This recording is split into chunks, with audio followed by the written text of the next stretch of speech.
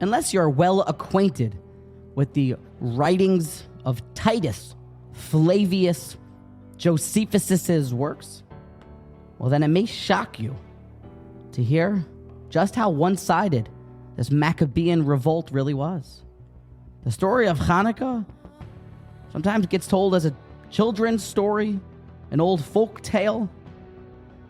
The truth is that the Maccabees were an army of no more than 12.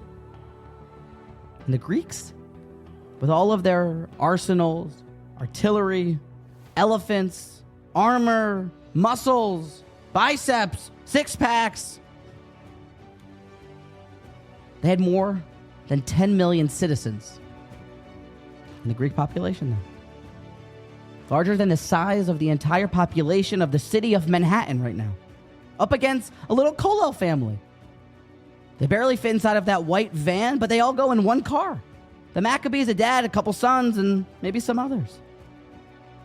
And oh, just how one-sided the war was. That the Jewish people, this rabbinic family, invoked their will against this army with magical and sacred strength. HaKadosh Baruch Hu literally carrying them to victory. The Midrashim tell the stories how they moved at super speed, like the lightness and swiftness of an eagle, a deer, with the strength of a lion, of a jaguar, of a leopard, slaughtering Greek after Greek.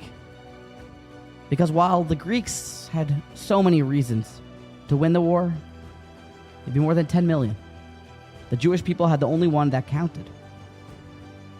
It was these 12 people that came together after some had been hisrashlu ba'avoda, lackadaisical in their service, and said, this is what needs to be done, so mi la Hashem elai. It doesn't matter at what cost. They were Moser Nefesh. They gave up of themselves for Hashem, and so Hashem was on their side. When Hashem's on your side, you cannot lose. Let the story be real to us this year.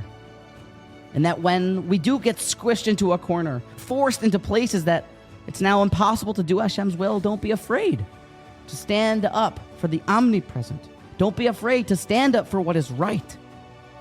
Because when you do that, often you have Hashem on your side. If not always, you have Hashem on your side. And miraculous things begin to happen.